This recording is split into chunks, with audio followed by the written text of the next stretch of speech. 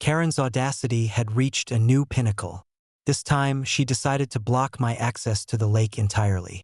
She stationed herself at the boat launch and dock entrance, parking her SUV across the road, waving and yelling at anyone who tried to approach.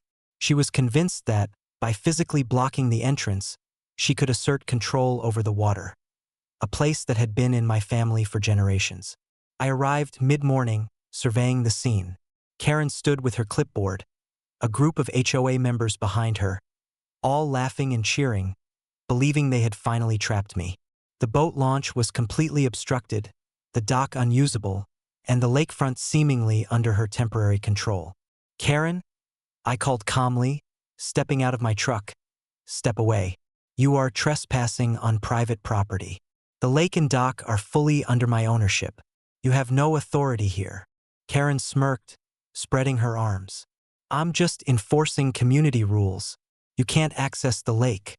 This is now HOA regulated." I walked toward the water, unfazed. What she didn't know, what she had never considered in any of her previous stunts, was that the lake itself was fed by a dam I fully owned. I had legal, documented authority over the dam, the inflow, and the lake's entire watershed. Without my cooperation, the lake couldn't be used. I tapped a few commands into my tablet. Instantly, gates controlling the dam's flow adjusted, raising water levels and controlling access. Boats that had been floating idle could now navigate freely under my supervision, while the dock itself was fully operational. Karen and her crew, standing at the edge, suddenly realized that their blockade had no effect. You can't," Karen shouted, panicked. "I blocked the entrance. I control access." I smiled. "Actually, Karen, I do. All of this is private property under my ownership, the land, the dock, and the dam. You've just been standing in the wrong place at the wrong time." The deputies I had pre-alerted arrived shortly after, reviewing deeds, water rights, and recent security footage. Karen attempted to argue, waving her arms and pointing at her SUV. The officers were unimpressed. "Ma'am," one said firmly, "you are trespassing on private property and attempting to interfere with legally owned infrastructure. Any further obstruction will result in arrest and citations." Karen's face drained of color as she realized her plan had completely backfired.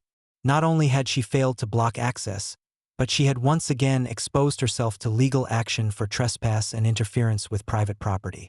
By afternoon, the lake was fully under my control again. Boats glided across the water, kayakers paddled peacefully, and the dock bustled with authorized family and friends. Karen, her SUV removed by the deputies, was left fuming on the far side of the property line, powerless and humiliated. I walked along the shoreline, checking locks, gates, and water levels. My dam, my lake, my dock. Everything was secure. Once more, Karen had attempted to impose control where she had none, and once more, her plan had spectacularly failed. That day, I reflected on the pattern that had repeated countless times. Karen's arrogance and overreach consistently collided with preparation, authority, and foresight. Every time she tried to manipulate, block, or intimidate, her actions ended in legal jeopardy, humiliation, and public exposure. As the sun set over the lake, the water reflecting the fiery sky, I realized the ranch, the lake, the dam, and every inch of my property were untouchable. Karen had learned, painfully, publicly, and definitively, that audacity without legal authority, preparation, and understanding of ownership is a recipe for failure. The ranch, the lake, and the dam remained fully mine, serene, secure, and flourishing. And Karen? She had once again been reminded that property, law, and strategy always win over arrogance, interference, and unfounded authority.